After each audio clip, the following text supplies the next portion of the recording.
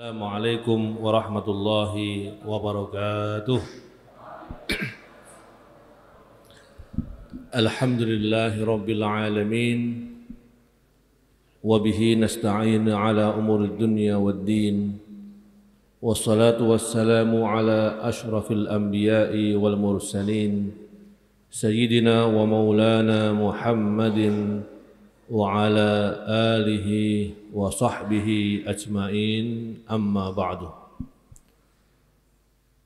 Awalan nashkur ila Allah azza wa jalla ala hadhihi an-ni'am wa ala hadha al-fadl wal karam min Allah subhanahu wa ta'ala. Thaniyan nusalli wa nusallimu daimain ila habibina Sayyidina Muhammadin sallallahu alaihi wasallam wa ala alihi wa sahbihi ajmain.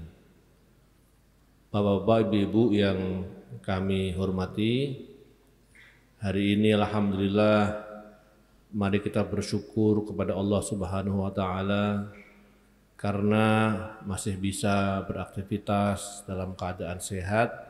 Mudah-mudahan Allah selalu melimpahkan kesehatan untuk kita semuanya, melapangkan rezeki kita semuanya, mempermudah urusan-urusan kita, anak-anak kita semuanya dalam keadaan baik-baik, soleh, solehat, dan meneruskan perjuangan-perjuangan kita.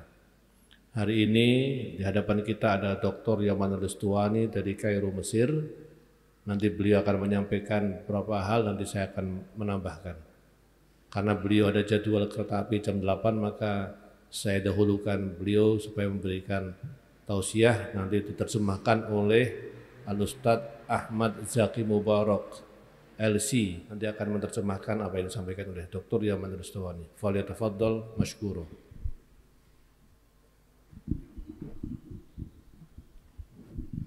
Bismillahirrahmanirrahim.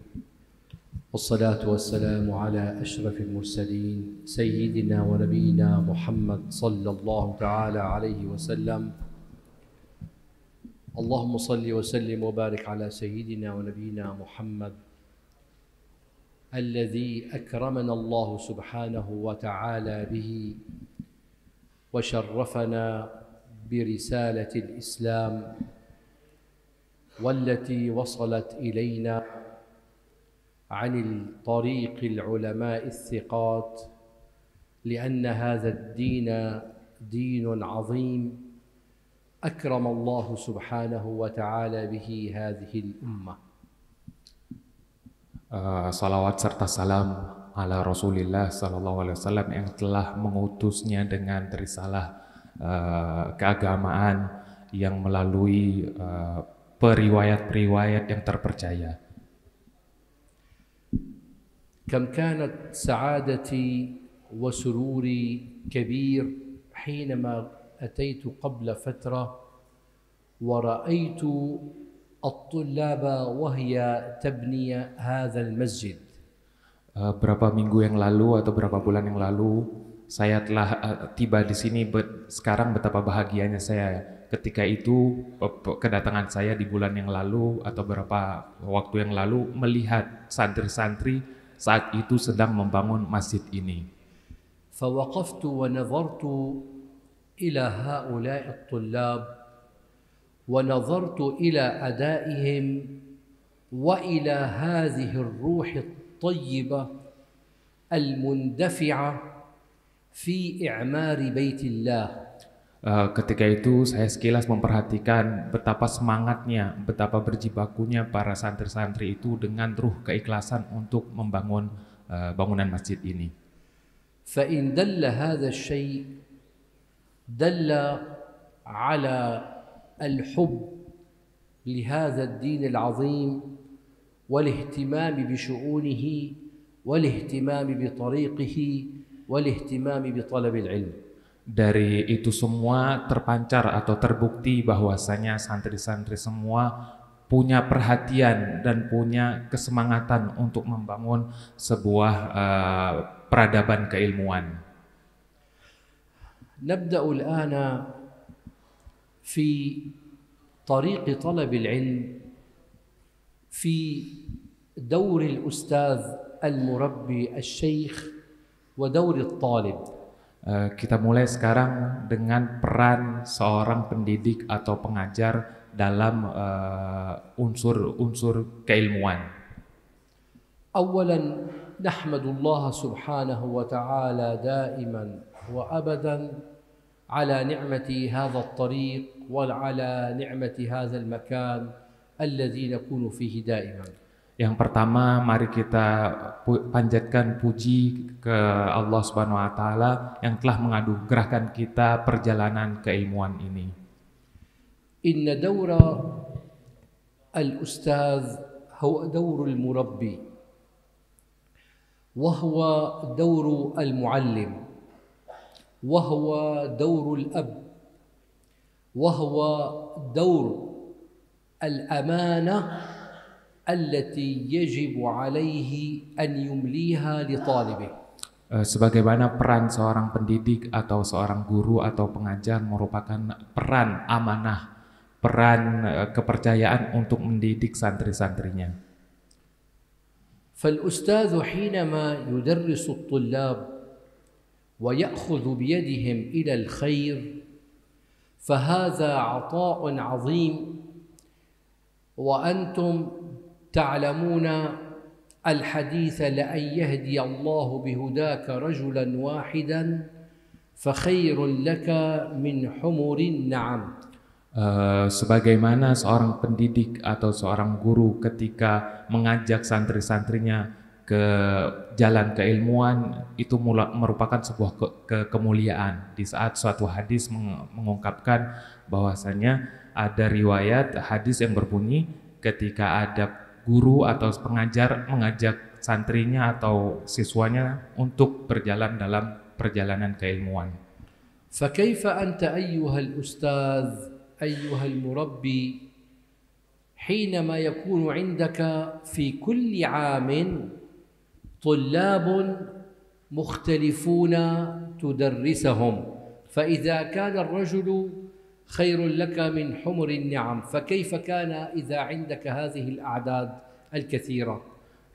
Sebagaimana bahwasanya kemampuan dari setiap santri itu berbeda-beda, maka di satu sisi mengarahkan santri dengan kemampuan keilmuan untuk memperhatikan kemampuan keilmuan santri merupakan sebuah kenikmatan. والمقولة التي نذكرها لولا المربي ما عرفت ربي. Sebagaimana ada ungkapan yang berbunyi, kalau tidak karena guru maka kami tidak akan mengetahui jalan menuju kebenaran. فهذا مثال أي أنني أنا إذا لم أتعلم وأتربى على شيوخنا هل كنت سأتعلم؟ Sebagaimana contohnya atau perumpamannya saya pribadi adalah produk dari guru saya. Apabila tanpa guru saya, apakah saya akan sampai untuk belajar saat ini? فكلما تذكرتهم وتذكرت تعاليمهم لأن أكثرهم قد توفوا إلى رحمة الله أكثرهم انتقلوا إلى رحمة الله سبحانه وتعالى أتذكرهم وأتذكر تعاليمهم ونترحم عليهم. Saya selalu mengingat pelajaran atau waktu-waktu tertentu ketika para syekh atau guru-guru saya mengajari saya, karena sebagian besar para pengajar saya telah mendahului saya di alam bumi ini. فإن كل علم تعلمته منهم وزملائي تعلموه منهم لهم النصيب الكثير من الأجر وهم في قبورهم. Sebagaimana saya telah belajar dari guru saya dan teman-teman saya juga telah belajar bareng-bareng, maka setiap pelajaran yang telah diajari kepada kami merupakan sebuah amalan yang baik untuk guru-guru kami di peristirahatannya. Al-ustadzu wal murabbi دوره أكثر من المجاهد. المجاهد له الدور في المعركة، لكن الأستاذ له دور أكثر من المجاهد. Seorang pendidik atau guru akan lebih besar perannya ketimbang saudara atau teman-teman kita yang sedang berjuang di lapangan peperangan. لأن المجاهد قد يدخل في معركة سنة أو سنتين أو 3 أو 5 ثم يتعب ولا يستطيع أن يكمل الطريق. Sebagaimana yang sedang melakukan peperangan di lapangan perang akan lelah atau capek dalam waktu setahun atau 2 tahun. أما أنت أيها الأستاذ فإنك تجاهد في كل يوم. Akan tetapi seorang guru atau pendidik akan terus berjihad, berusaha selama masih ada santri-santri yang ingin belajar. فحينما تأتي إلى الصف وتجلس وتدرب الطلاب وتدرس الطلاب، وهذا لا يستطيع أن يقرأ في البداية وأنت تأخذ بيده إلى أن يتكلم صحيحا، وهكذا كل هذا أنت دور المجاهد هنا. Sebagaimana ketika kita datang ke kelas-kelas dan menemukan beberapa santri yang kesusahan dalam pelajarannya, lalu kita mengajarinya hingga dia sampai bisa seumpamanya dalam membaca atau menulis, maka kita sesungguhnya lagi saat dalam berusaha al-ijtihad. فأعمالكم وهذه الأمانة العظيمة التي أنتم فيها لهي شرف عظيم وكبير في تعليم هذا النشء وهذه الأجيال. Maka aktivitas para guru-guru, para pengajar merupakan kemuliaan ketika kita mengajari para santri-santri. التحلي بالصبر من أهم صفات المدرس. Lalu menghadirkan diri dalam masing-masing pengajar dengan bersabar adalah ruh dari sebuah pengajar.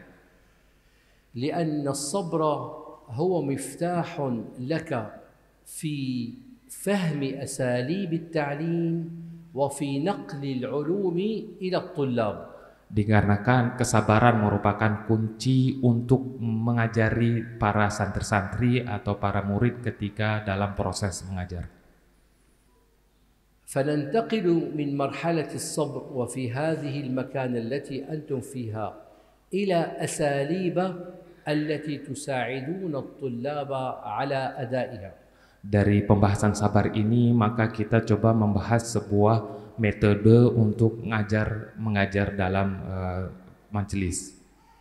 فأقول وأكرر لكم أن تنصحوا أنفسكم وتنصحوا الطلاب السماع ثم السماع إلى أهل اللغة العربية في تلاوة القرآن وفي حفظه وتجويده وترتيله وإتقانه.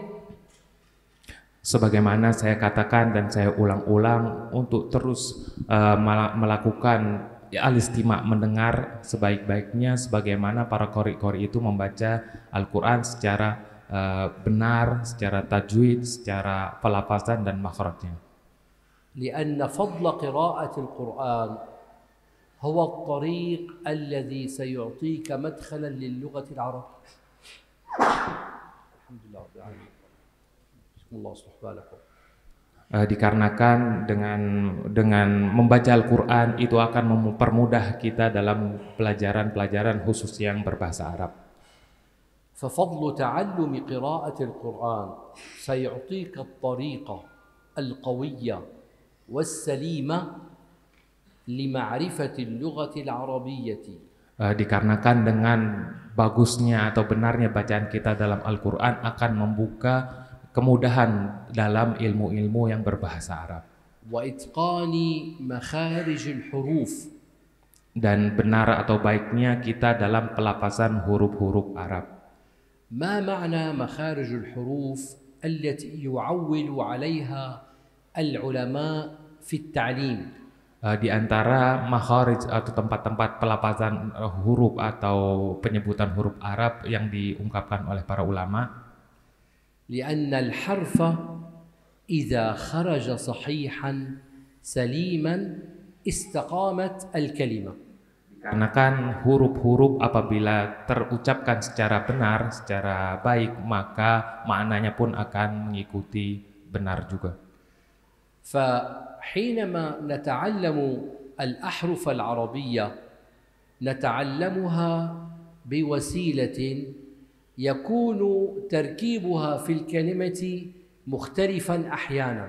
Sebagaimana kita belajar bahasa Arab, makharijul huruf, tempat penyebutan huruf itu terkadang kita menemukan tatanan yang berbeda-beda.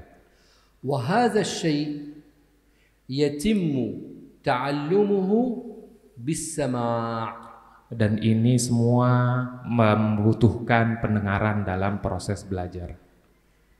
فكلما سمعت صحيحا نطقت صحيحا. Maka ketika kita mendengar secara benar, secara tidak langsung juga pengucapan kita akan ikut benar.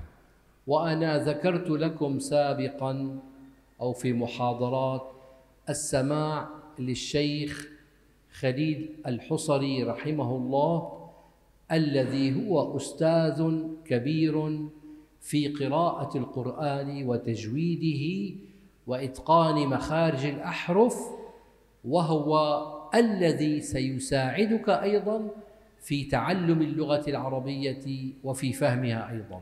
Sebagaimana yang pernah saya ungkapkan beberapa waktu yang lalu, bahwasanya mendengarlah kepada Syekh Khalil Al-Husari, karena beliau salah satu qori besar yang memiliki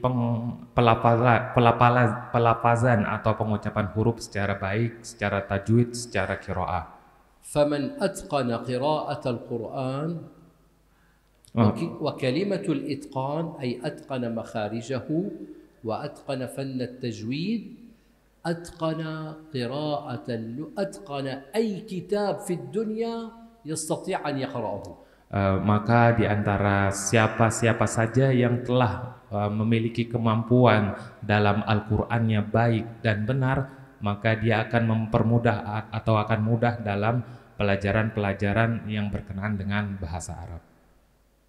ومن أتقن قراءة القرآن استطاع أن يدخل إلى بطون الكتب ويستطيع أن يقرأها ويبدأ في هذا الطريق أن يسير به على علم وعلى هدى. Dan untuk yang udah memiliki kemampuan atau kemahiran dalam pelafazan Al-Quran, membaca Al-Quran, maka dia akan memiliki kemudahan juga dalam ilmu-ilmu yang berbahasa Arab. لأنك أنت هنا لا تقرأ القرآن فقط من أجل أن تتعلم اللغة. القراءة في قراءة القرآن من أجل أن يثيبك الله سبحانه وتعالى وتأخذ الحسنات وتأخذ هذا الفضل وهذا الشرف ويأتيك الفتح العظيم من الله سبحانه وتعالى. Sebagaimana membaca Al-Quran tidak sebatas mencapai raihan pahala saja, akan tetapi kita juga meraih kemuliaan dari yang terkandung dalam Al-Quran. ومن أتقن قراءة القرآن وقرأ وحفظ ينتقل شيئا فشيئا ليسمع الشعر ويسمع الحوار في اللغة العربية كنشرات الأخبار العربية التي يفهم بها أمور الدنيا ويفهم فيها اللغة العربية الصحيحة، لأن نشرات الأخبار العربية لا يلقيها إلا من كان مجازا في اللغة العربية وعنده حسن أدائها. Dan bagi siapa yang telah memiliki kemampuan yang baik dan benar dalam bahasa Arab, dalam Al-Quran setidaknya juga menelaah atau membaca syair-syair Arab dan hiwar atau diskusi-diskusi dalam berbahasa Arab, terlebih juga berita yang dimana di dalamnya ada informasi-informasi. وهذا الكلام هو كلام الذي ينطبق على الأساتذة وعلى الطلاب في مراحل التدريب. Dan pembahasan ini adalah pembahasan yang tepat untuk para pengajar-pengajar dan para santri-santri. فمن هدي إلى هذا الطريق سيعرف كيف يتعامل في سلوكه مع الأساتذة كالطلاب ومع الأساتذة فيما بينهم ومع الطلاب فيما بينهم. Maka barang siapa yang sudah dianurahkan perjalanan ini, maka secara tidak langsung dia akan tahu atau mengerti bagaimana caranya berinteraksi di antara para pengajar dan santri. لأن علاقة المسلم مع المسلم أمانة، فكيف إذا كانت بين علماء وبين طلاب علم؟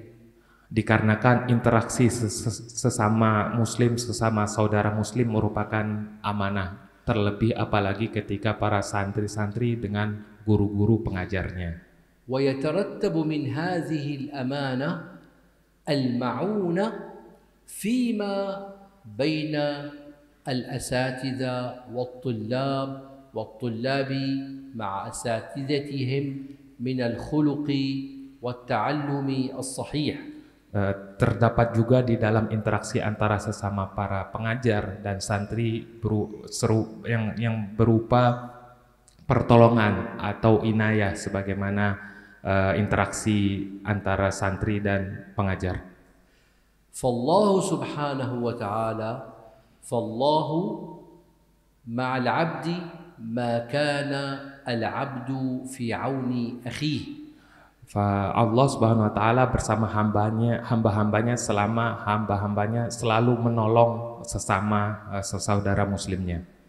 أي أنت حينما تعاون آخرا في تعليم في قصة في قضية حينما تعاونه فالله سبحانه وتعالى في عونك دائما. Maka ketika kita menolong saudara-saudara kita, pada saat itu juga turun pertolongan Allah kepada kita di saat kita menolong sesama saudara muslim kita.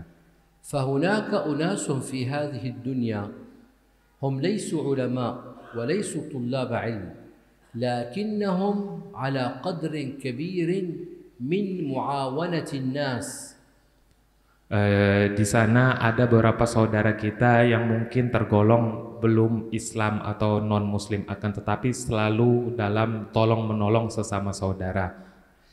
Inna lillahi ibadan ikhtassahum biqada'i hawaijin nas. Sebagaimana Allah Subhanahu wa taala memiliki hamba-hamba yang akan selalu menolong sesama saudara-saudaranya. Ulaika al-aminuna min azabillah. Dan mereka-mereka lah yang akan terselamatkan dari azab-azab hari akhir. Fa inna ma'unata al-mar' ma'a al-mar' wal akhi ma'a akhihi fa hadhihi hiya ar-rabitatu al-qawiyyatu min athari al-ilmi wat-taqwa. Sebagaimana tolong menolong, bantu membantu merupakan ikatan yang terkuat, ikatan yang erat, sangat erat dalam sebuah kekeluargaan. Innamal mu'minuna ikhwah. Sebagaimana sama muslim merupakan keluarga atau saudara. Fa idza hadatsa bainal mu'minina mushkilatun aw shay' innamal mu'minuna ikhwah fa aslihu baina akhawaykum. Dan apabila terjadi sesama saudara kita kejadian yang yang merugikan, maka hendaknya lah kita saling tolong menolong dikarenakan kita sama saudara muslim. Liyabqa hadzal mujtama' al-islami mujtama'an mutamasikan sahihan. Dan kita berharap semoga saudara kita sama saudara muslim untuk tetap saling tolong menolong, bantu membantu. Al-mujtama' al-islami mutarakkibun bitarakiba katsira. Keluarga Islami atau yang selalu terdapat beberapa unsur-unsur di dalamnya. Faminhum من يأمر بالمعروف. Di antara saudara-saudara kita yang sama muslim ada yang selalu beristiqomah dalam berbuat kebaikan. ومنهم من يأمر بالمعروف وينهى عن المنكر. Dan di antaranya juga ada yang selalu mengajak kebaikan dan untuk mencegah untuk berbuat keburukan. ومنهم من يقوم بالتصدق إلى المحتاجين وإلى المستضعفين والفقراء والمساكين وأعمال العلم وطلاب العلم وكل شيء. منهم من يقوم بذلك. Dan di antaranya juga ada dermawan-dermawan yang selalu membagikan sebagian hartanya entah kepada yang membutuhkan seperti kaum miskin dan fakir atau kepada penuntut ilmu. ومنهم من يقوم بالإصلاح بين الناس. Dan ada juga di antara mereka yang memperhatikan atau memperbaiki hubungan sesama muslim. كزوجين مختلفين أو جارين مختلفين أو شريكين مختلفين أو صديقين مختلفين فمنهم من يقوم دورهم دائما بالإصلاح بين هؤلاء. Sebagaimana ada juga yang memperbaiki hubungan antara keluarga suami istri atau sesama tetangga atau sama kerabat yang di dalamnya ada perpecahan sebagian muslim yang bisa untuk mengadakan perbaikan, maka hendaklah membangun sebuah perbaikan. ومنهم من يريد أن يكون متصلا مع الله سبحانه وتعالى في العبادة. Dan ada juga yang hanya khusus beribadah kepada Allah SWT. فهذا عابد يدخل إلى المسجد ويقوم إلى بيته ثم يأتي إلى المسجد ويقوم بالأذكار والأوراد والاتصال مع الله سبحانه وتعالى فهذا إنسان عابد. Maka yang terakhir ada hamba yang selalu fokus dengan beribadah, masuk ke dalam masjid, berzikir, sholat, dan seterusnya ibadah-ibadah yang lainnya, dan hamba inilah yang hanya terfokuskan dalam ibadah. ومنهم من يريد أن يكون سالكا في طريق العلم. Dan di antaranya juga ada hamba-hamba yang ingin atau yang gigih untuk berjalan dalam perjalanan keilmuan. ألا وهو أنتم الذين اختاروا واختارهم الله سبحانه وتعالى في علم الغيب أن يكونوا هداة لهذه الأمة. Dan di antara itu semua adalah antum-antum semua yang dianugerahkan jalan penuntut ilmu yang itu sudah tercatat dalam ilmu ghaib di akhir-akhir. فَفَضْلُكُمْ أَكْثَرْ مِنْ كُلِّ الَّذِينَ ذَكَرْنَاهُمْ. Maka kemuliaan antum lebih besar daripada saudara-saudara kita yang kita sebutkan barusan di awal. لأن في الحديث فضل العالم على العابد كفضل القمر على سائر الكواكب. Sebagaimana yang terriwayatkan bahwasanya kemuliaan penuntut ilmu itu lebih mulia daripada seorang hamba bagaikan antara bumi dan matahari. فالعالم الذي هو حينما يعبد الله على علم ويعبد الله سبحانه وتعالى على طريق صحيح وهو الذي يصلح بين الناس وهو الذي ينشر العلم فهو الذي يجمع ويأمر بالمعروف وينهى عن المنكر فالعالم هو الذي يأخذ هذه الغنيمة كلها.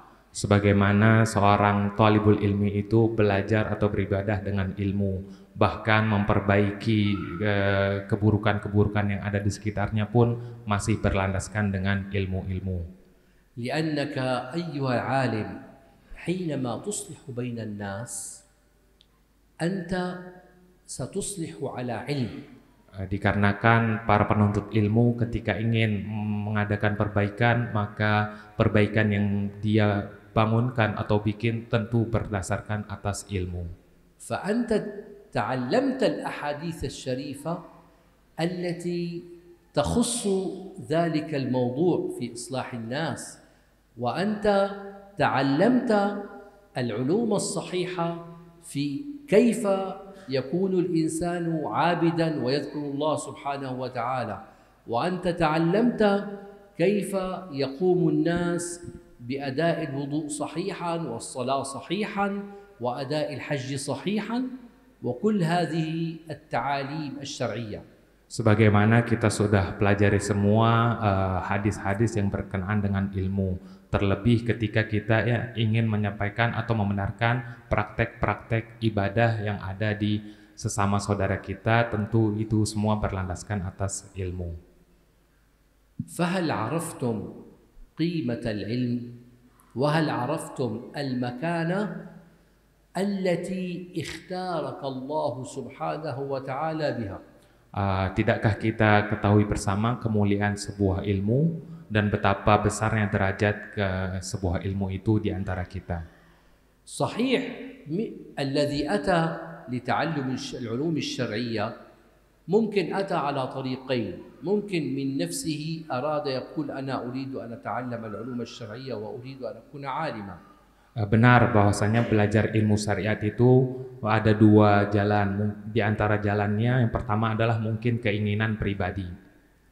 ومنهم من أرسله أهله لتعلم ذلك العلم. Dan jalan yang kedua mungkin melalui keinginan dari para orang tua. لكن الله سبحانه وتعالى في علم الغيب اختارك أنت أن تكون طالب علم واختارك أن تكون عالما في المستقبل. Akan tetapi Azza wa Jalla memilih antum semua untuk berada dalam perjalanan ilmu melalui ilmu ghaibnya. فهناك مثال بسيط كان يوجد سابقا هدايا إلى بعض الناس تأتي إلى الحج، يكون هو في بيته فتأتي مكرمة أو هدية يقولون لك أنك اليوم اختاروك أنت للحج إلى بيت الله. Sebagaimana ada contoh atau permisalan di suatu kejadian, ada seorang yang lagi bersantai-santai di rumah, namun di waktu itu pun juga ada hadiah untuk dia dalam perjalanan melaksanakan ibadah haji. فكيف تكون سعادة ذلك الإنسان؟ Betapa bahagianya yang mendapatkan hadiah haji tersebut ketika mendengar bahwa dia akan melaksanakan atau menunaikan ibadah haji. سيكون سعيدا جدا وفرحا جدا يقول أن الله اختارني لأن أكون حاجا لبيته في هذا العام. Dan ketika pun dia akan sangat bahagia dan senang dikarenakan akan menjadi salah satu tamu Allah di tahun itu untuk melaksanakan ibadah haji. وشعور طالب العلم والعالم يجب أن يكون في نفس السرور ونفس الفرح أن الله اختارني لهذا الطريق. Demikian juga dengan penuntut ilmu, seharusnya kegembiraan dan kebahagiaannya pun juga demikian, sebagaimana kegembiraan tamu atau orang yang dianugerahkan ibadah haji secara tiba-tiba tersebut. فهل عرف الأستاذ والمعلم ذلك الشرف العظيم وهذه المكانة العليا؟ Tidakkah para pengajar tahu bahwasanya ini sebuah kemuliaan dan sebuah kehormatan?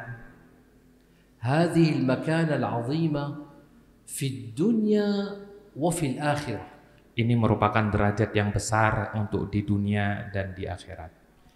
رجال لا تلهيهم تجارة ولا بيع عن ذكر الله. Para laki-laki yang tidak terganggu atau tidak terpecahkan dengan transaksi jual beli atau berdagang dari zikir kepada Allah. أنتم تذكرون هذه الآية رجال لا تلهيهم تجارة ولا بيع عن ذكر الله وأقاموا الصلاة. فهذه الآية الكريمة أن العالم والأستاذ وطالب العلم الذي قد فهم هذا العلم وفهم هذه الطريق وفهم هذه المكانة لا يلهيه شيء من أمور الدنيا. Sebagaimana kita hafal semua ayat barusan yang artinya bahwasanya beberapa laki-laki tidak teralihkan fokusnya dari sekedar jual beli atau transaksi bisnis dari fokus beribadah. Ini merupakan sebuah kemuliaan bagi penuntut ilmu. لأنه قد عرف هذه المكانة العظيمة وعلم في الإيمان والتقوى أن الله متكفل بطالب العلم برزقه وحياته وحفظه. Dikarenakan kita sama-sama semua mengerti betapa besarnya peranan keilmuan, dan Allah Subhanahu wa taala pun langsung menjaga kita atau menjamin rezeki kita. لأن الله سبحانه وتعالى يعطي الدنيا لمن يحب ولمن لا يحب. Dikarenakan Allah Subhanahu wa taala memberikan dunia kepada mereka yang menginginkan dan mereka yang tidak menginginkan. لكنه لا يعطي الإيمان إلا لمن أحبه. Akan tetapi Azza wa Jalla tidak memberikan iman kecuali kepada yang Allah inginkan. فهل أدركتم عظمة الطريق والسلوك الذي يجب أن يكون فيه المرء في تعليمه وتعاونه بين أصدقائه وعلمائه وطلابه؟ Tidakkah kita bersama pahami betapa besarnya peran keilmuan dan tolong menolong sama saudara kita di waktu ini? فهذا بصورة بسيطة أوجزنا هذا الأمر وأنتم تشاهدون العلماء في بلاد المسلمين، العلماء الكبار، كيف يأتي الأساتذة إليهم وكيف يأتي الطلاب إليهم، لأنهم أدركوا هذه المكانة العليا لهم، وأنتم بدوركم إن شاء الله ستكون لكم المكانات العليا بالترقي والتعلم، وأول الطريق قراءة القرآن ترتيلا وتجويدا صحيحا.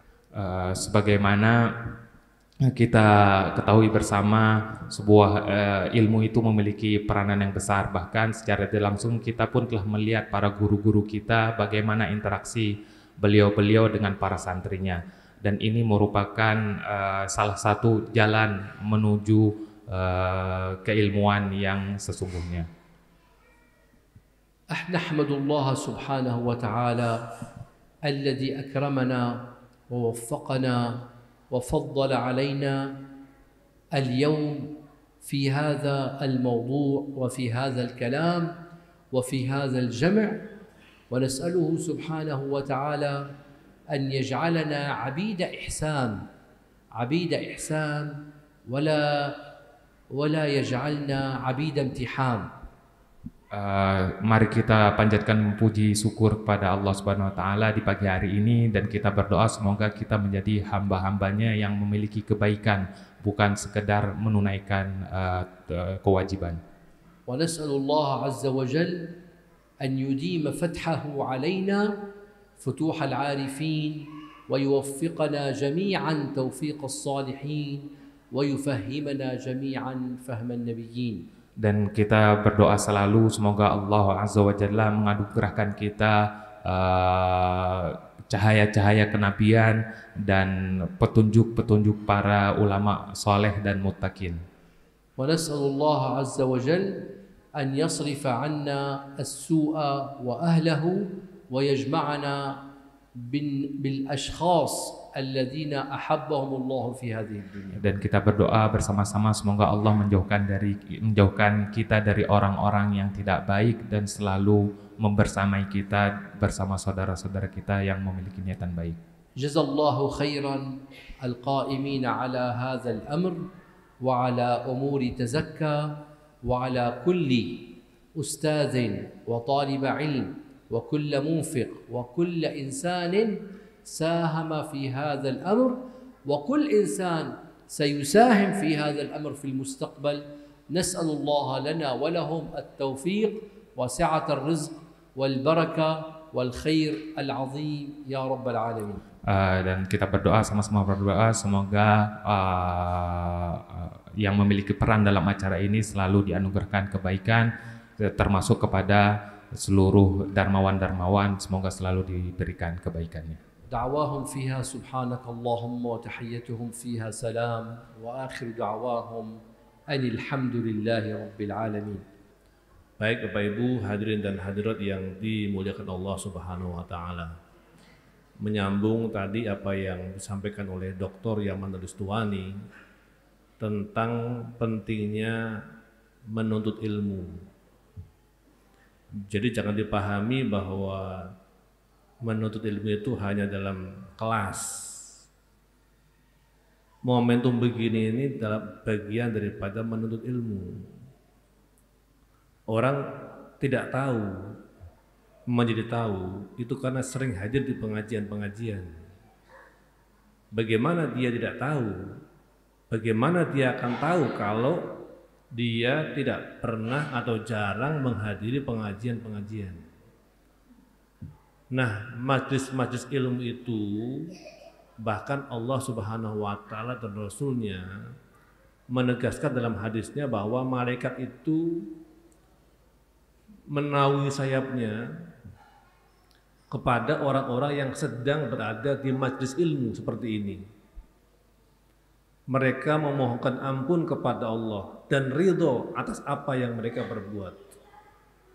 Itu saking pentingnya dan mulianya majlis-majlis pengajian. Jadi jangan dikira sekarang ini kita fan-fan aja. Ini malaikat ada di sini mengepakkan sayapnya, menaungi kita, ridho atas apa yang kita perbuat dan memohonkan ampun kita kepada Allah Subhanahu wa taala. Hanya kan mata kita nggak nampak. Di mana malaikat Pak Ustadz? Ya nggak ada malaikat yang kita nggak nampak. Jadi tadi bahkan beliau mengatakan kan, fadlul alim 'alal 'abid ka fadlil qamar 'alal qul. Keutamaan orang yang menuntut ilmu hadir di majelis-majelis pengajian itu lebih baik daripada orang yang sekedar beribadah, seperti kemuliaannya bulan yang menerangi bumi. Ini luar biasa loh. Ini hadis kalau kita angkat itu luar biasa bagi kita. Ibu-ibu yang hadir di pengajian-pengajian, bapak-bapak, santri-santri, itu malaikat memohonkan ampun kepada kita semuanya dan ridho atas apa yang kita perbuat. Bapak Ibu hadirin dan hadirat yang dimuliakan Allah Subhanahu wa taala. Ada dua pola. Ini santri, ini mubashir, langsung sedang menuntut ilmu. Ada orang-orang yang seperti kami ini mengajar, dan juga ada orang-orang seperti Bapak Ibu yang mendukung proses belajar mengajar. Kalau kita mau panjang umurnya, maka kita harus banyak amal perbuatannya. Bagaimana kita mau panjang umurnya? Bagaimana nama kita mau dikenang? Kalau kebaikan-kebaikan kita, kalau kita tidak punya peninggalan jejak kebaikan dimanapun. Maka ada umur itu kan, kita kalau doa itu kan Bapak Ibu, ya Allah panjangkanlah umurku. Supaya apa? Boleh saja kita meninggal 60 tahun, 70 tahun, 80 tahun, secara usia biologis kita meninggal. Tetapi secara umur kita panjang. Dengan apa panjangnya umur? Dengan kebaikan-kebaikan yang kita tanam selama kita hidup. Kalau orang nggak pernah nanam, dia nggak akan pernah memanen. Bagaimana dia akan dikenang? Bagaimana namanya akan disebut? Bagaimana dia akan didoakan oleh orang lain kalau nama baiknya saja dia nggak dikenang? Apalagi dia tidak punya kebaikan-kebaikan, amalan-amalan yang oleh orang-orang setelahnya dimanfaatkan. Oleh karena itu kita kan doanya kan, ya Allah panjangkanlah umurku. Kalau usia nggak bisa, karena faida jaa ajaluhum la yastakhiruna sa'atan wa la yastaqdimun. Kalau ajal datang itu la yastakhiruna sa'atan, nggak bisa maju 1 menit atau mundur 1 menit. Faida jaa ajaluhum la yastakhiruna sa'atan wa la yastaqdimun. Ajal itu nggak bisa maju, nggak bisa mundur. Sudah segitu, mau profesor, mau dokter, mau ulama, mau presiden, itu ajal datang la yastakhiruna sa'atan wa la yastaqdimun. Dia tidak maju, dia enggak mundur. Yang bisa panjang adalah umur kita. Maka usikum wa iyaya, selama kita hidup, tanam kebaikan-kebaikan, buat legasi-legasi, kebijakan-kebijakan yang manfaatnya panjang. Yadum. Salah satu legasi yang manfaatnya panjang adalah lembaga pendidikan, pesantren, sekolah. Itu salah satu amalan yang panjang legasinya, yang dikenangnya panjang. Gontor sekarang usianya 100 tahun. Sudah pada meninggal pendirinya. Al-Azhar usianya 1086 tahun. Sampai sekarang memberikan manfaat kepada orang seluruh dunia. Dari 116 warga negara di dunia. Bayangkan orang-orang yang wakaf di Al-Azhar yang zaman-zaman dulu 1000 tahun yang lalu sampai sekarang dia mendapatkan pahala kebaikan-kebaikan. Itulah yang dinamakan umurnya panjang. Disebut-sebut terus, kemudian mendapatkan bagian dari pahala. Maka saya sering mengatakan, orang yang paling bahagia itu adalah orang yang ketika nafasnya berhenti, pahalanya tetap mengalir. Kenapa Bapak Ibu semuanya? Karena banyak orang yang pahalanya ketika nafasnya berhenti dengan kematian, berhenti pula. Kita ini harus menanam sekarang. Supaya apa? Supaya ketika nafas kita berhenti dengan kematian, pahala kita mengalir. Maka Ibnu Qudamah dalam bukunya itu mengatakan tadi, orang yang paling bahagia adalah orang yang ketika nafasnya berhenti, dia dengan kematian dia mati, disitulah dia terus pahalanya akan terus mengalir, terus mengalir, terus mengalir. Dalam hadisnya Rasulullah SAW bersabda, "Idza mata ibnu Adam inqata'a amalu illa min salasin." Ada 3 amalan paling tidak yang terus akan mengalirkan pahala. 1, sedekah jariyah wakaf. Ini masjid baru jadi. Ada yang wakaf 1 meter keramik, ada yang wakaf apalagi catnya, ada yang lampunya. Lah ini kalau di pengajian orang atus pengajian ini pahalanya masing-masing dapat itu. Ono sing lampune, ono sing keramike, ono sing mike, ono sing plafone, ada yang tebingnya. Pertanyaan kita mau apa tidak? Mau apa tidak setelah kita mati itu pahala kita mengalir. Saya sering menganalogikan kan banyak orang yang berpikir untuk dunianya seakan-akan dunia itu abadi. Tidak abadi. Dunia seisinya akan kita tinggalkan dalam usia 60, 70, 80 tahun. Yang abadi adalah kehidupan kita di akhirat. Maka membangun akhiratnya ada di dunia. Membangun masa depan kita di akhirat adalah sekarang. Dengan kebaikan-kebaikan, dengan amal ibadah, dengan sedekah kita, dengan wakaf kita, dengan kedekatan kita kepada Allah Subhanahu wa taala. Jangan sampai kita adalah termasuk orang-orang yang muflis.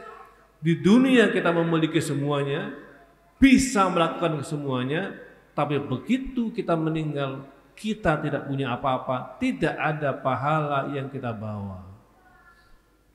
Maka silakan masing-masing meresapi diri sendiri. Ini kira-kira saya kalau meninggal besok ini apa yang udah saya bawa di kantong saya itu, saya udah siap apa?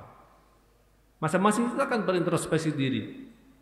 Kalau sudah lebih, alhamdulillah tambah lagi. Kalau merasa kayaknya saya belum bawa apa-apa nih, baru mencukupi dunia aja, baru mencukupi untuk kebutuhan dunia, tambah dari sekarang disiapkan. Sebagaimana kita menyiapkan untuk kehidupan di dunia yang terbaik, begitu juga kita menyiapkan untuk kebutuhan akhirat kita dengan sebaik-baiknya. Sebagaimana kita menyiapkan anak-anak kita sekolah yang terbaik di dunia, perlu juga kita menyiapkan anak-anak kita nanti di akhiratnya bagaimana. Saya kadang-kadang itu ya agak heran juga itu. Ada orang yang punya anak, ini kecil, besar, nanti agak besar diculke, terserah boleh. Ya kan, gue harap sholat ya sholat toh, nggak sembahyang yang silahkan, gue harap poso ya silahkan, orang ya silahkan, tidak. Ngapain kita punya anak? Kalau kemudian anak itu menjadi fitnah untuk kita, mendingan nggak usah punya anak. Kalau kemudian anak itu menjadi fitnah, apa yang benar ya kita benar punya anak. Kemudian anak itu menjadi celengan kita, menjadi investasi kita, menjadi salah satu amalan yang tidak terputus dengan kematian. Jadi yang pertama sedekah jariyah, wakaf. Maka usikum, kalau ada gerakan-gerakan wakaf dimanapun, di musola, di madin, di kampungnya, di desanya, di zakat, di pesantren, ikut aja. Ikut. Siapa tahu 10.000 nih panjenengan itulah yang akan menolong panjenengan. Enggak usah saya belum bisa 1 miliar, saya belum bisa 500.000, saya belum bisa 3 juta, ya udah mulai aja 10.000 Pak Ustadz, saya cuma 10.000 punyanya. Sudah, tasaddaq bi 10.000. Saya wakaf dengan 10.000. Ya kan? Pernah nggak saya cerita sahabat Nabi yang di Madinah, orang yang semiskin-miskinnya di Madinah. Abdurrahman bin Auf kalau wakaf tuh 100 unta. Utsman bin Affan kalau wakaf kebun kurmanya diwakafkan. Abu Bakar wakaf ini, Tolhah wakaf ini, semua berwakaf. Ada satu orang yang paling fakir di Madinah namanya Tamir. Enggak punya apa-apa dia. Dia melihat, waduh itu sahabat Utsman wakafnya sekian kebun kurmanya. Itu wakafnya ini, wah itu wakafnya unta, ini wakafnya sumurnya, wah segala macam. Tapi dia enggak mau kalah. Dia orang miskin berpikir apa nih yang bisa saya wakafkan, yang bisa saya berbuat untuk kebaikan-kebaikan. Maka dia berpikir, dia membuat obor-obor itu kan ada lampunya itu ya Pak ya, ada kabelnya kan, kabel kan, lampu kan. Zaman dulu kan nggak ada PLN. Apa dia berbuat? Ditempellah di masing-masing soko-soko itu adalah obor yang dibuat dari pelepah kurma. Suatu hari masuklah para sahabat, ini masjid itu kok terang. Biasanya kan masing-masing sahabat kalau ke masjid bawa obor masing-masing, ngobori diri. Masjid, kata kampungnya, ngobor dalan, sampai di masjid, masuk Quran, pakai obornya sendiri. Ya toh? Suatu hari ini masjidnya kok padang ini, itu terang. Sahabat kota, ini siapa nih yang membuat terang masjid? Mereka masing-masing, ini tadi saya lihat nih, sore hari Tamir nih yang masang-masang itu. Di saat mereka bersih berdialog, Rasulullah datang. Ada apa nih rame-rame? Ya Rasul, masjid kita hari ini terang. Ada orang yang memasang obor di sana, obor di sini, obor di sini, obor di sini. Rasul menanya, Tamir, benar kamu yang buat obor ini? Benar ya Rasulullah. Kau yang buat obor ini? Iya Rasulullah. Rasul mendoakan, Tamir, karena kau telah menerangi rumahku. Tamir, karena kau telah menerangi masjidku, maka Allah menerangi kuburmu dan mengampuni dosa-dosamu. Tafsir tiba, geblak dia.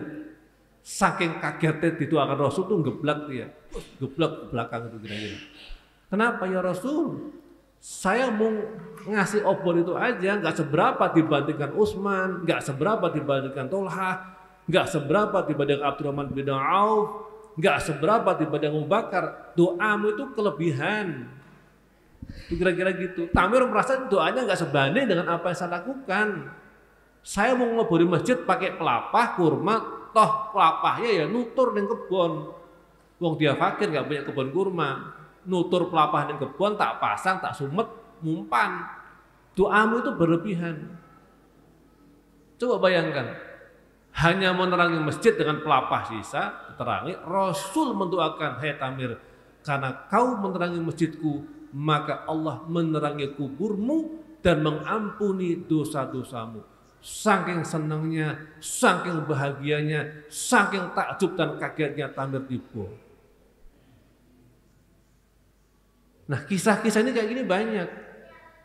Sekarang nggak ada Rasul, Sekarang nggak ada Rasulullah, bagaimana? Ya percaya aja bahwa dengan kisah-kisah itu Rasul dan Allah akan memberikan yang sama pada kita semuanya. Jadi kalau belum bisa 1 juta, ya wakaf 100.000. Belum bisa 100.000, ya wakaf 50.000. Belum bisa 50.000, ya wakaf 20.000. Belum bisa 20.000, 10.000, 5.000, lah bahasa nggak ada masalah. Kan nggak ada nominal orang yang wakaf 100 juta maka masuk surga, orang yang wakaf 10.000 nggak masuk surga, kan tidak ada. Ya kan? Tadi tuh bayangkan Tolha wakafnya apa? Ya kan? Abu Bakar wakafnya apa? Tamir wakafnya apa coba? Nggak modal dia, hanya modal nutur pelapah ditempel, tapi doanya Rasulullah, jaminan dia Allah mengampuni dosa-dosanya dan menerangi kuburnya. Dia tiring-tiring, berarti wis merdeka dia. Aku wis diampuni dosa-dosanya ning kuburan ora peteng. Wis duwe tiket kayak Pak Hadi bahwa aku ning kuburan padang kayak ngene. Ya toh? Itu Rasul yang mendoakan. Percaya mboten panjenengan? Percaya ora?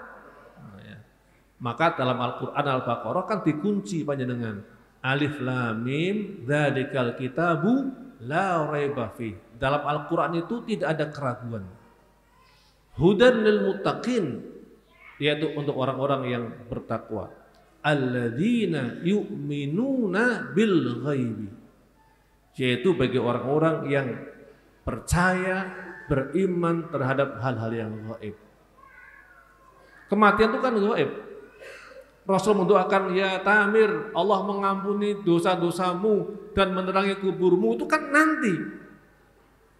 Tamir percaya apa enggak? Percaya apa enggak kita? Hadis Rasul lagi mengatakan, wallahu fi aunil abdi ma kana al abdu fi auni akhi. Allah senantiasa menolong hambanya selama hamba itu menolong orang lain. Yakin apa enggak? Yakin mboten panjenengan?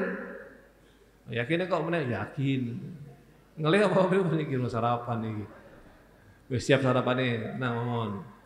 Wallahu fi aunil abdi ma kana al abdu fi auni akhi. Saya itu meyakini hadis itu. Maka menolong orang bagian dari hidup saya. Kenapa? Karena saya yakin ketika saya menolong orang lain, Allah menolong saya dengan cara yang lain. Kan gampang kan? Panjenengan nek pengin tolong Allah bagaimana sih? Tolong orang lain. Panjenengan pengin Allah menolong panjenengan. Gampang caranya. Wes tolong orang lain dengan segala bentuknya. Ada orang mau sekolah, bantu. Ada orang kesusahan, bantu, semua dibantu aja. Yakinlah Allah menolong kita dengan cara yang lain. Kebutuhan kita apa? Belum tentu sama. Kita menolong orang lain karena dia nggak mau makan, kita nggak butuh makan. Butuhnya anak kita mau sekolah ke luar negeri, Allah tolong dengan jalannya. Yakinlah itu. Kalau panjenengan ingin Allah menolong sampean kabeh niki ya han santri, tolong orang lain. Sebaliknya, jangan malah gawe susah orang lain. Kalau panjenengan ingin didoakan malaikat, doakan orang lain. Mudah toh? Yakin mboten? Yakin. Hadisnya bahwa malaikat yang berada nempel ke kita itu akan mendoakan kita kalau kita mendoakan orang lain. Kan gimana coba? Saya mau tanya Bu Ida, gimana caranya jenengan pingin ya malaikat doakan saya? Caranya piye? Ngundang malaikat itu piye? Malaikat, aku dongaake yo. Kan tidak bisa begitu. Caranya sampai doakan saya dulu. Ya Allah, semoga Ustaz Nizar sehat, lancar, paring rezekinya akeh, paringi kuat. Itu kan anak-anaknya. Malaikat yang nempel di Bu Ida itu mengatakan amin. Dan bagimu sama persis seperti yang kamu ucapkan. Malaikat itu menyebut lagi, ya Allah semoga diganti namanya aja. Tadi kan nyebutnya Anizar tau. Malaikat nyebut, ya Allah semoga Ida Susilaksmi mendapatkan A, B, C, D yang sama yang diucapkan. Itu hadis Nabi. Percaya napa mboten silahkan panjenengan. Kudu percaya. Nah orang percaya liberal nanti. Orang liberal kan begitu, nggak nampak kok. Mana malaikatnya nggak nampak, ya nanti aja kamu di kuburan baru kelihatan. Oh bener mungkar nakir, oh bener ada kubur baru nampak. Jelas nggih? Jadi kalau kita ingin ditolong Allah, menolong agama Allah. Kalau kita ingin Allah menolong kita, kita tolong orang lain. Gampang. Kita ingin malaikat mendoakan kita, kita mendoakan orang lain. Ojo bakhil-bakhil mendoakan orang lain ogah. Ya Allah, semoga Mas Dwi Pranggono sehat. Saya sering begitu tanpa sepengetahuannya. Supaya apa? Supaya malaikat doakan saya. Kebutuhan siapa sih? Malaikat mendoakan kita, kebutuhan saya. Jadi tanpa sepengetahuannya saya acak-acak. Kadang-kadang saya luru. Di grup ini, habis ada grup TMC. Isinya saya, Pak Anang, Pak Bisri, Bu Betty, Bu Ida, siapa lagi itu? Ustaz Khalil. Saya baca, oh yang sakit sekarang namanya santri kelas 2. Saya doakan, ya Allah semoga fulan sehat. Saya berkepentingan baca WA dan saya ucapkan, ya Allah semoga fulan sehat. Kenapa? Kepentingan saya ingin didoakan malaikat. Enggak cukup di situ. Begitu kita ada makanan sana, ada beberapa yang masih makanan enggak habis, saya bilang sama Pak Khalil, nih makanan bawa ke TMC, suruh mereka makan. Enggak habis juga, saya pesan bubur nih kasih makan mereka. Kepentingan saya mendoakan orang sakit, kepentingan saya membantu orang yang sakit. Jadi bukan kepentingan dia. Sama orang wakaf, kepentingan siapa wakaf? Kepentingan kita. Jadi kita wakaf itu bukan kepentingan lembaga wakafnya, kepentingan kita setelah kita meninggal, itulah yang pahala yang mengajarkan kepada kita. Jadi dibalik cara pandangnya. Ustaz, anak-anak yang dunia rusuh terus, gawe geger terus, memprovokasi terus, ya sudah itu. Ya, jadi pola hidupnya harus clear, cara pandangnya harus clear.